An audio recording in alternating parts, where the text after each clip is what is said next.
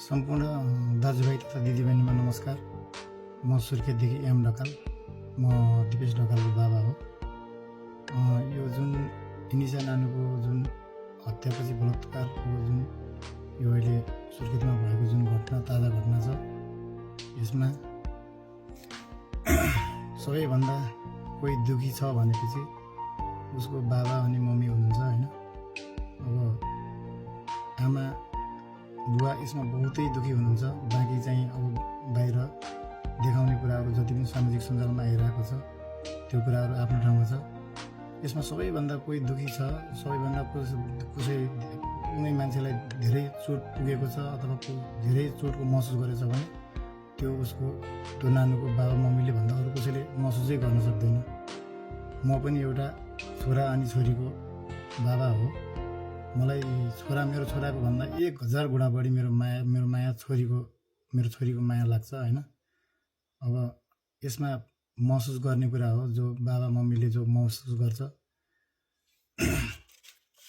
अनि यो बलात्कारपछि जुन इनिसा नानुको बलात्कारपछि जुन हत्या भएको कुरा हो, यो एकदमै सत्य कुरा हो।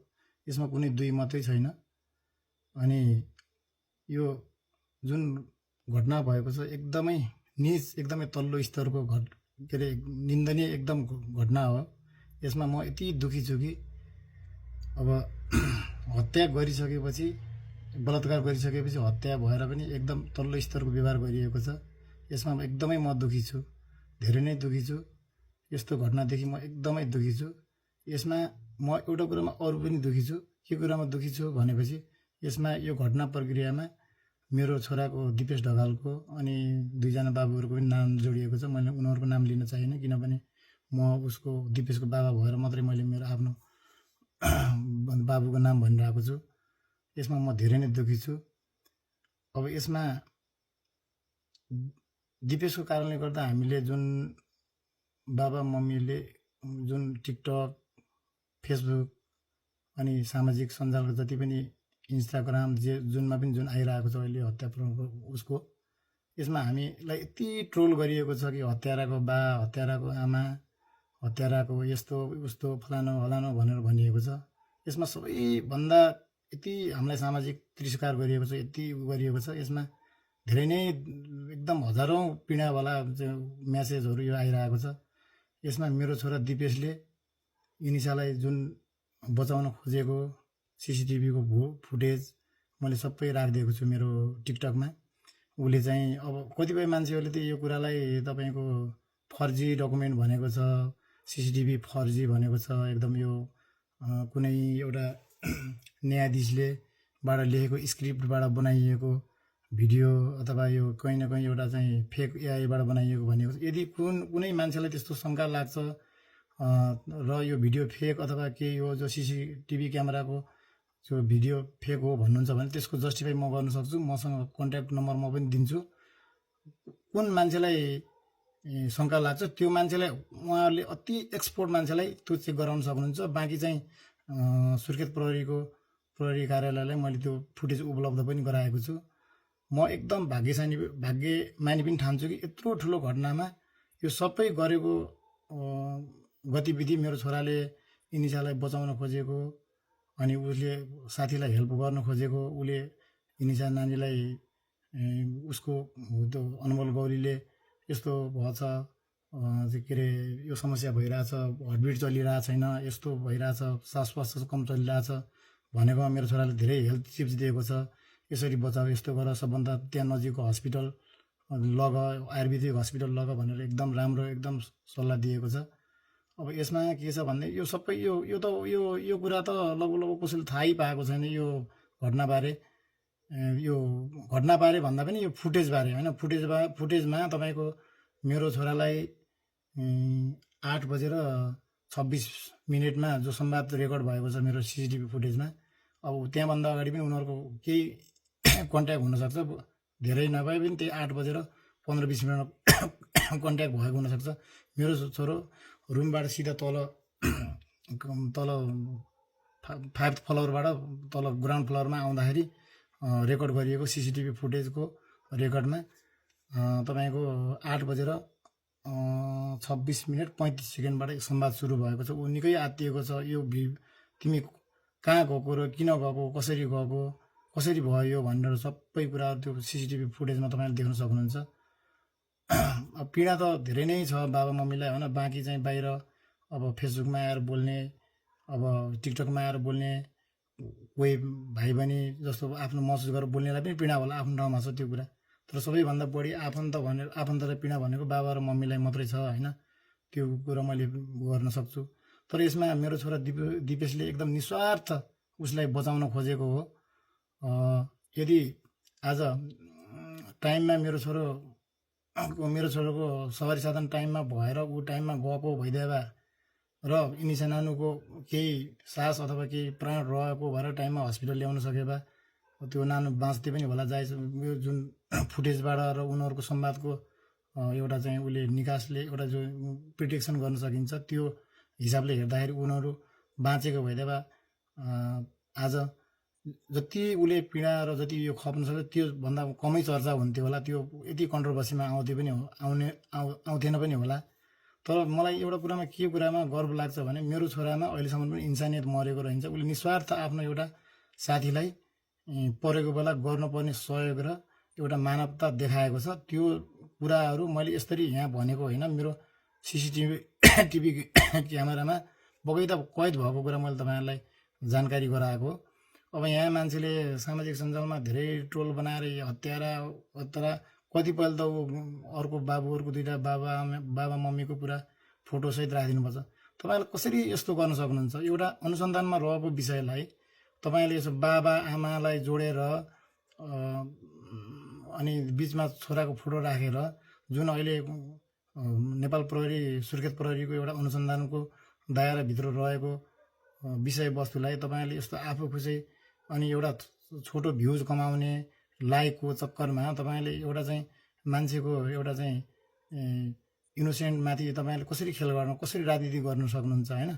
यो कुरामा एकदमै तल्लो स्तरको यो सामाजिक सञ्जाल चलाउने यो मान्छेहरूको त एकदम तल्लो स्तरको हो। तपाईँहरू यार भ्युज लाइक कमेन्टको लागि यति तल्लो लेभलमा गिरेर यति नगर्नुहोस् न।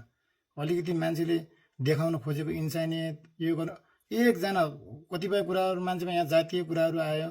42 लाख यहाँ यस्तो थ्रेट पनि आयो भन्ने कुरा आयो कि 42 लाख नेपालभरि 42 लाख दलित हुनुहुन्छ, 42 लाख उतारिन्छ, यस्तो भयो भने यस्तो भयो। यहाँ जातीय कुरै छैन, यहाँ न्याय र अन्यायको कुरा छ, मानवताको कुरा छ। को मान्छेलाई कति के भइरहेको छ भन्ने कुरो मानवता देखाउन खोजेको कुरालाई मूल्याङ्कनको कुरा छ। अनि अब के गर्नुहुन्छ? अब मेरो साथी मेरो छोराको साथी नै उसले राम सोचेर सहयोग गर्न गएको, उसको रावणको अब रूप रहेछ। अब के गर्ने? मेरो छोराको भाग्य नै त्यस्तै रहेछ। उसले यति सहयोग यति विश्वास गरेको साथीले त्यस्तो गर्यो होला भनेर यदि त्यस्तो उसलाई थाहा हुन्थ्यो भने त्यो घटनामा ऊ पनि किन जान्थ्यो र? ऊ त निस्वार्थ उसलाई इनिसियालाई कसरी बचाउन सकिन्छ भन्ने हिसाबमा गएको छ होइन। कति आत्तिएको छ, कति छटपटाएको छ। तपाईँले त्यो 36-37 मिनटको सिसी क्यामेराको त्यो फुटेजमा तपाईँले देख्न सक्नुहुन्छ कति आत्तिएको छ। अनि उसले भनेको पनि छ, उसलाई लोकेसन पनि थाहा छैन एक्चुअलमा कहाँ गएको भन्ने कुरो।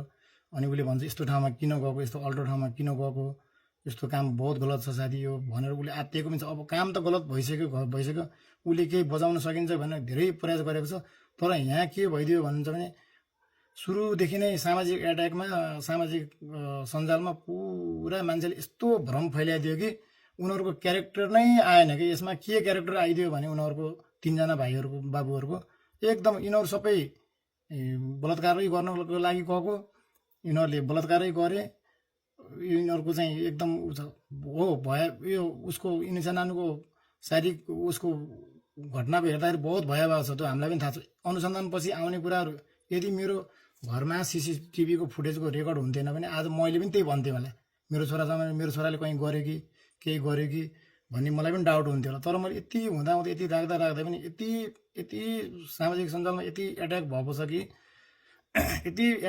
कि त्यो सहनै सक्न गाह्रो भइरहेछ कि। अब उसले यति गरेर यति मिहिनेत गरेर उति साथीलाई यति बचाउन मानवता देखाएर यति गरेको चिजमा अहिले उसले पायो के? बदलामा के पायो? बलात्कारी हत्याराको उपहार पायो। अब यसलाई यो हिसाबले यो यस्तो चिजलाई मान्छेले कसरी हेर्ने? अब यो सब कुराले भन्दै गर्दा मलाई केही पनि असर पुग्दैन। मलाई कसैसँग केही मतलब पनि छैन। तर एउटा कुरामा बहुत दुःख छ कि जुन मान्छेले जुन एउटा व्यक्ति अथवा साथीको लागि यति मेहनत गरेर यति एउटा आफ्नो मानवता देखाएर बचाउन खोजिरहेको छ, त्यही मान्छेलाई यत्रो ब्लेम, यत्रो आरोप लागिरहेको छ। अब यो कुरामा म धेरै नै दुःखी छु। अब मेरो छोराले जुन इन्सानियत देखाएको छु, यो कुरामा म धेरै खुसी पनि छु। अब थाहा छ मलाई यो अब सत्यको बाटो धेरै लामो हुन्छ, तर जटिल पनि हुन्छ, तर एक दिन चाहिँ अवश्य पुगिन्छ। अब फेसबुक टिकटकमा धेरै नै मान्छे पुरा लाइक भ्युजको लागि यति गरेको छ तल्लो स्तरमा। तपाईँले एकजना मान्छेले घटनाको प्रक्रिया बुझेर कसले के गरेको भनेर बुझ्दैन। सिर्फ सुरुमा एकजना कुन मिडियाले हालेको थियो 4 जना हत्या र बलात्कारी भन्न, अनि त्यही कुराको पछाडि लागेर हरेक मान्छेले त्यसको चाहिँ खण्डन गर्नेदेखि लिएर हरेक कुनै पनि नेपालमा यस्तो कुनै स्वच्छ पत्रकारिता रहन्छ कि कुनै पनि पत्रकारले अहिलेसम्म घटनाको प्रक्रिया के हो, यसमा कसले के रोल खेलेको छ, के भएको छ भन्ने कुरो कसैले बुझ्न खोज्दैन। एकरो एउटै नेगेटिभ ओड उसलाई भोलि ऊ निर्दोष साबित भएर आए पनि उसलाई पनि यो समाजमा बाँच्नु छ नि त। यो तिरस्कार भोलि उसले यो हेऱ्यो भने कति असर पुग्छ उसले गरेको। अब उसलाई के हुन्छ भनेपछि अब उसलाई मात्रै होइन, देशभरिको हाम्रो छोराछोरीलाई त अब एउटा कुरा के हुने, ऊ निर्दोष साबित भएर भोलि सबै कुराहरू साबित भयो भने त एउटा देशभरि एउटा कस्तो नेगेटिभ इम्प्याक्ट जाने भने जो मान्छेले सहयोग गर्छ त्यही मान्छे नराम्रो तरिकाले फस्छ भन्ने कुरा। अब म यो कुरामा 100% कन्फिडेन्ट छु कि मेरो छोराले गलत गरेको छैन भने म किनभने एभिडेन्स र यो टाइमिङ प्रमाण आधारमा सबै भन्न सक्छु। अब यो अहिले मुजुल्का नआएसम्म तपाईँ घटनाको नेपाल प्रहरीले चाहिँ सम्पूर्ण कुरा पब्लिस नगरेसम्म यो टाइमिङ र यो सबै कुराहरूको चाहिँ टेक्निकल कुराहरू हामीले भन्न मिल्दैन। तर म धेरै दुःखी छु आज। अब भ्युज भाइरल हुने चक्करमा मान्छेले यस्तो राजनीति गरिदिन्छ कि अब एउटा तपाईँको सभासद लेभलको मान्छेहरू आएर राजनीति गरिरहेछ। यहाँ सभासद लेभलका मान्छेहरू रोइरहेछ। स्पेसल स्पेसल आँसु भनेको त उसको बाबा मम्मी उसको दिदी बहिनीको होला कि बाहिरको फाल्टुको आँसु देखाउनु किन पर्यो यार? उहाँहरू यथार्थ कुरो बुझ्नु पर्यो नि त पहिला। अब यो सब कुराले मलाई केही पनि मतलब गर्दैन। अब जुन मेरो छोराले देखाएको मानवता छ, पहिला मेरो टिकटक आइडीमा गएर भिडियो हेर्नुहोस्। मेरो जुन छोराले मेरो मानवता देखाएको छ त्यसको पनि मूल्याङ्कन गर्नुहोस्। अनि सस्तो लोकप्रियताको लागि कसैको लास, कसैको चाहिँ सासमासी तपाईँहरूले चाहिँ यो सामाजिक सञ्जाल यो टिकटक प्रयोगकर्ताहरूले चाहिँ कसैले राजनीति नगर्नुहोस्। अनि स्पेसल तपाईँको चाहिँ वास्तविक पीडित भनेको इनिसाको बाबा र मम्मी भन्दा अरू यहाँ कोही पनि छैन। बाँकी चाहिँ सब यो 2 दिनको देखावटीको लागि र 2 दिनको उ गर्नको लागि मान्छेले गरेको।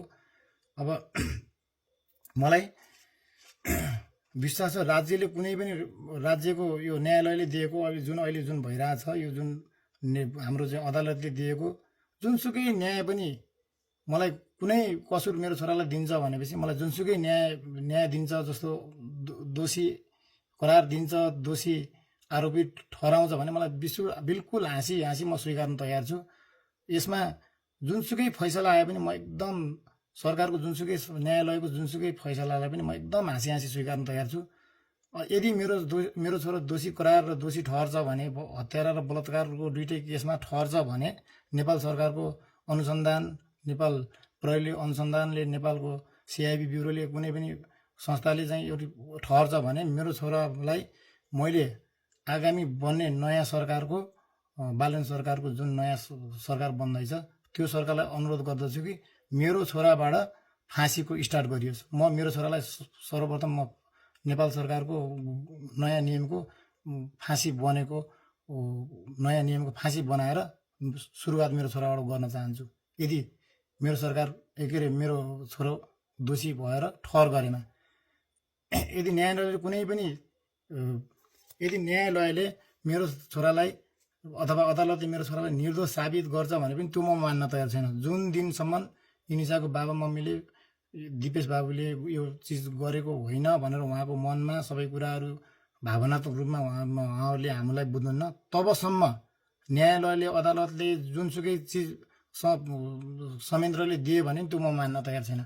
किनभने स्पेसल चोट भनेको स्पेसल पीडा भनेको उहाँहरूलाई परेको छ। जो पीडित मान्छेले उसको मनमा एउटा कुरो मेरो यो साँच्चै मेरो छोरीमाथि यो भएको रहेछ, मेरो छोरालाई यस्तो मान्छेले बचाउन खोजेको रहेछ, यदि यही मान्छेले मेरो छोरीलाई सम्पूर्ण कुरो टाइममा भएर सबै कुरो भनेको जस्तो भएर टाइममा बचाएको भए त यसको यो मान्छेको रोल ठुलो रहेछ भन्ने कुरो जबसम्म उहाँहरूले महसुस गर्नुहुन्न तबसम्म मलाई सुर्खेत अदालतले, सर्वोच्च अदालतले, जहाँको अदालतले मलाई निर्दोष साबित गरे पनि, मेरो छोरा दिपेशलाई निर्दोष साबित गरे पनि म त्यो कुरालाई मान्न तयार छैन जबसम्म उसको बाबा मम्मीले, नानुको बाबा मम्मीले मनमा लाग्दैन।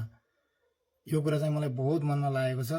अब कानुनले दिने र सबै कुरा समाजले स्वीकार्ने भए मेरो छोरी उहाँहरूलाई म सुम्पिदिन तयार थिएँ। किनभने इनिसाको सट्टामा मलाई यति पीडा भएको छ, बिचरा कति पीडा भएको होला उहाँहरूलाई, कति तनाव होला। अब कसले घटना कसले घटाएको के गरेको भन्ने कुरो सम्पूर्ण कुराहरू अब लगभग भोलिको रिपोर्ट पर्सिको रिपोर्टमा आइहाल्छ।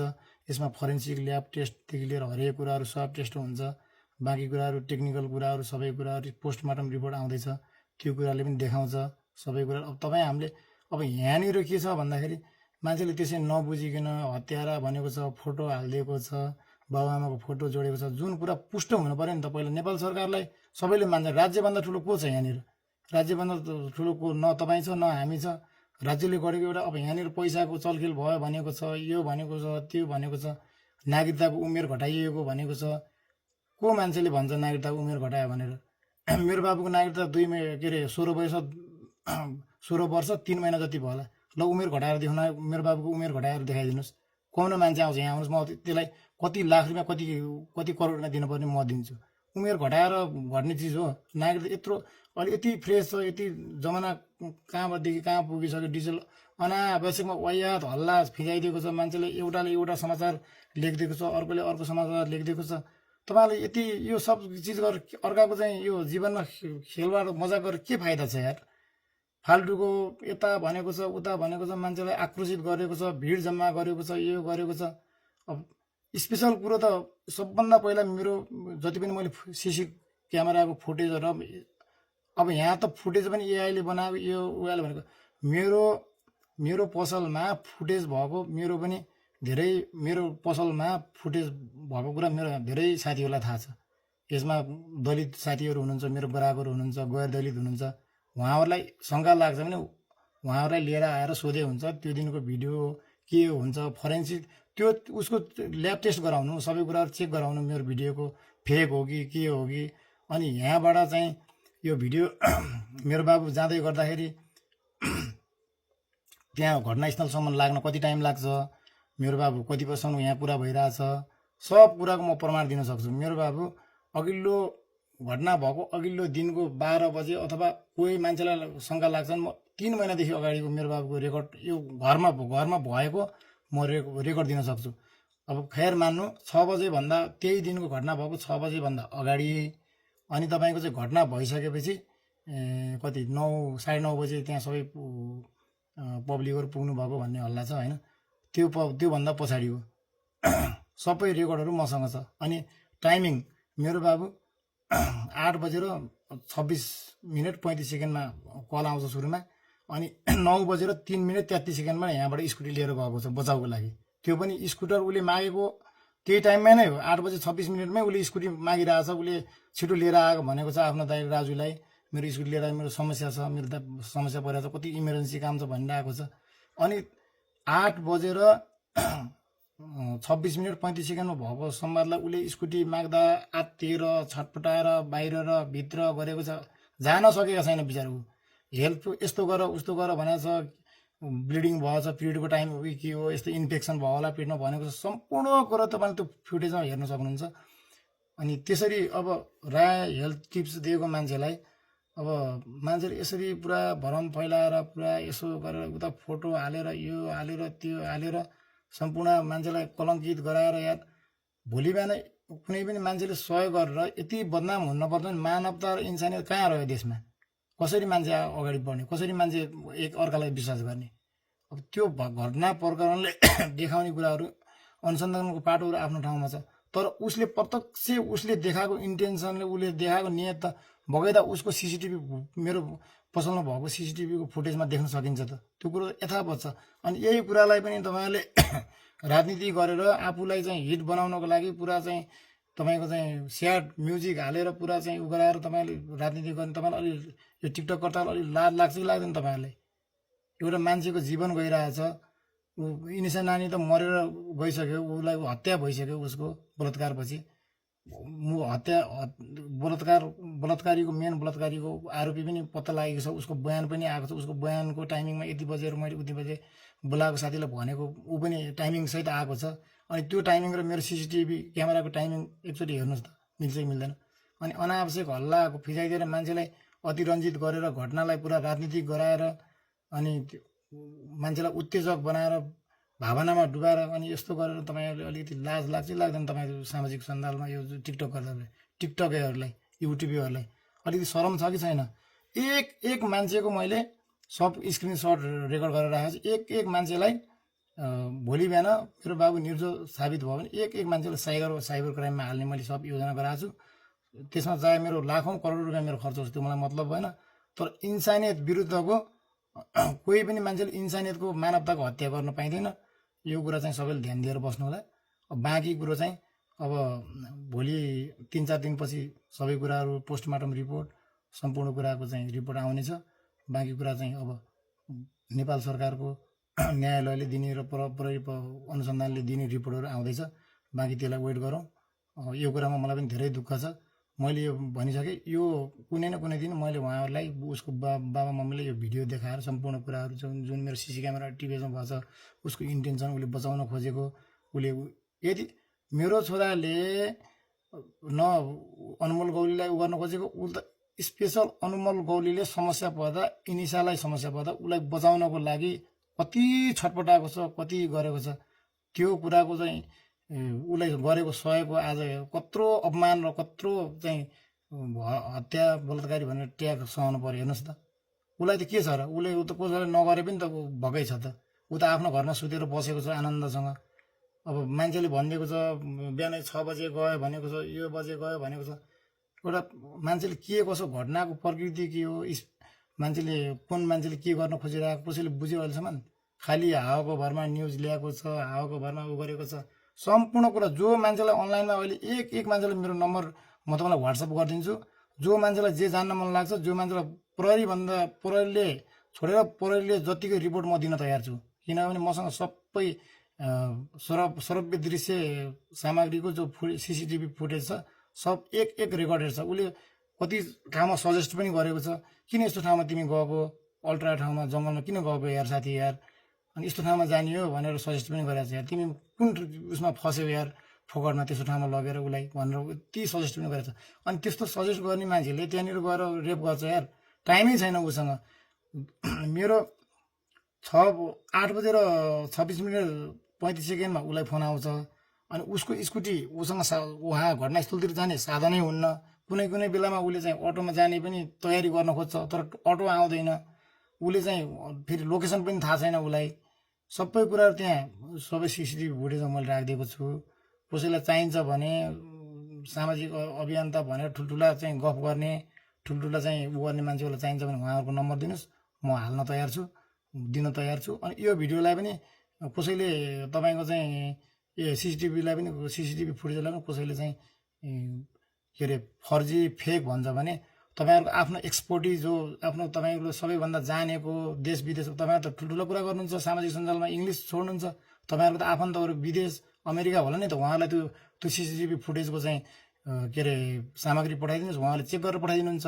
फरेन्सिक ल्याबमा हालेर चेक गरेर, डिजिटल ल्याबमा हालेर चेक गरेर पठाइदिनुहुन्छ कि ओरिजिनल हो कि डुप्लिकेट हो कि। अनि कसैलाई शङ्का लागेर मेरो घर आउनुहोस्, स्ट्रक्चर हेर्नुहोस्, भित्रको चाहिँ सिसिटिभीलाई क्यामेरालाई कैद गरेको ठाउँ हेर्नुहोस्, फिजिकल अध्ययन गर्नुहोस्, यहाँ आएर आफै बायोमेट्रिक आएर अध्ययन गर्नुहोस्। सम्पूर्ण कुराको जवाब म दिन तयार छु।